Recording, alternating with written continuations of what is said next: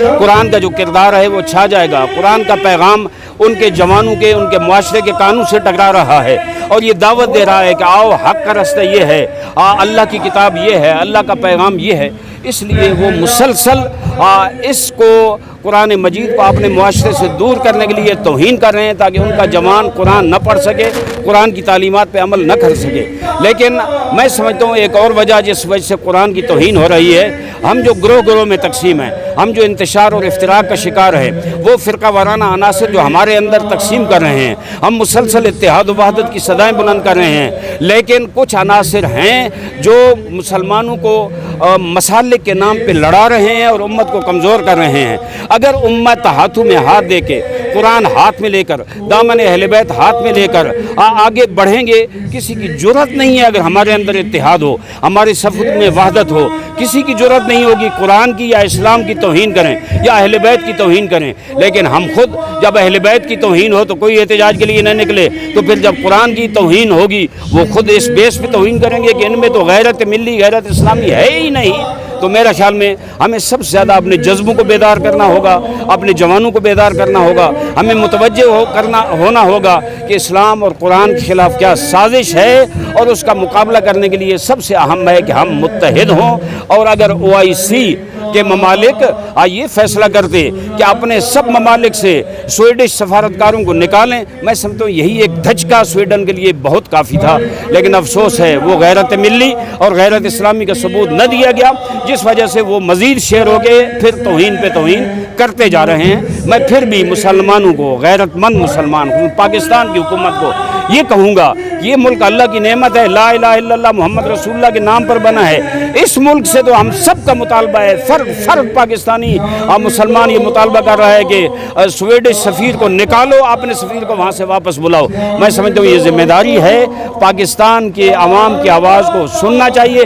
अगर सुनेंगे तो इंशाअल्लाह पाकिस्तान भी सरफराज होगा और उम्मत भी इज़्ज़त और अज़मत के साथ आगे बढ़ेगी। वस्सलाम अलैकुम। सवाल ये है कि आप जैसे फरमा रहे हैं, हम बहैसियत मुसलमान हमारे लिए एक इम्तिहान है, सरबराहान से लेकर आवाम तक। तो आप समझते हैं कि ये जो बार बार हमें जगाने, यानी इस तरह से जो हमारी ऊपर मुश्किल आती है, इम्तिहान आता है, तो हमें इस इम्तिहान के लिए तैयार होना चाहिए। आप समझते हैं कि कल कोई ऐसा मौका आएगा जैसे अभी ईरान और सऊदी अरब में सनती तरक्की के लिए या जो भी है एक इत्तेफाक हुआ है, तो इन जो इस्लामी या दीनी मामलात हैं उस पर भी इत्तेफाक होगा और ये जो इस तरह के वाक़यात होते हैं ये आइंदा इंशाअल्लाह नहीं होंगे। मैं समझता हूँ कि 1400 साल पहले जो अहले बैत अतहार की तौहीन हुई, हुजूर ने तो वाज़े फरमाया था कि दो चीज़ें छोड़ के जा रहा हूँ, कुरान और अहले बैत। अहले बैत की तौहीन हुई, जलाया गया ख़याम को, तौहीन की गई, जसारत की गई, गुस्ताखी की गई। मैं एक ही जुमला हर जगह कह रहा हूँ कि अगर उस वक्त से लेकर अब तक तमाम मुसलमान मुत्तहिद होकर सदाए एहतजाज बुलंद करते, एहतजाज करते, और वो जो यजीदी हैं जिनने तौहीन की उन पर लानत भेजते, तो आज दुनिया की कोई कुव्वत उसमें जुर्रत न होती कि वो कुरान की तौहीन करें।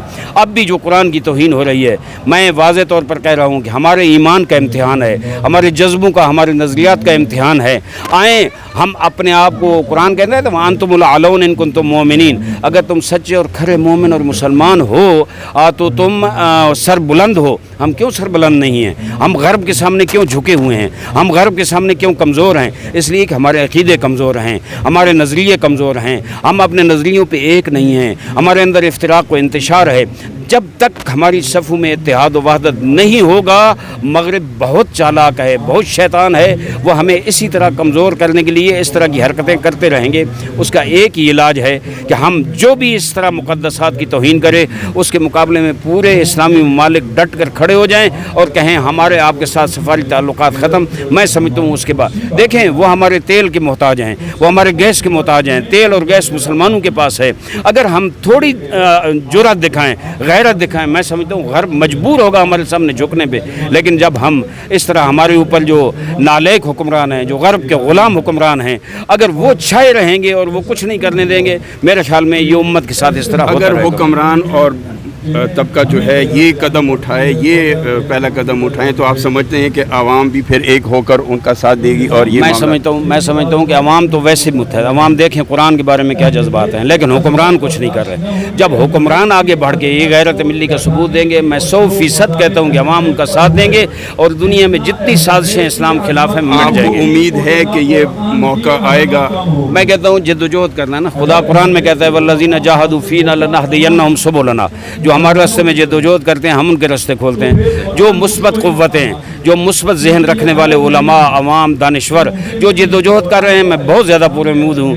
ला तक़नतू मिन रहमतिल्लाह, हम नाउमीद नहीं हैं। इंशाअल्लाह एक वक्त आएगा कि उम्मत मुत्तहिद होगी, इस्लाम दुनिया पे छा जाएगा।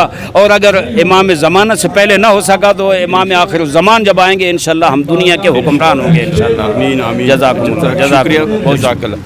आपने देखा कि यहाँ मुज़ाहिरा हो रहा था स्वीडन की अदलिया की जानिब से, जो गुस्ताखान को कुरान की जलाने की इजाज़त दी गई थी उसके ख़िलाफ़, और इसमें मुज़ाहिरे के अलावा उलमा ने भी अपना इज़हार ख़याल किया, अपने अवाम को जगाने की और ज़िम्मेदारियाँ निभाने की का सबक दिया। और हम उम्मीद करते हैं कि हम इंशाअल्लाह मुसलमान एक दिन मुत्तहिद होंगे और ऐसे शातिर जो हैं, ऐसे गुस्ताख हैं, उनका कला कमा होगा। अस्सलामु अलैकुम।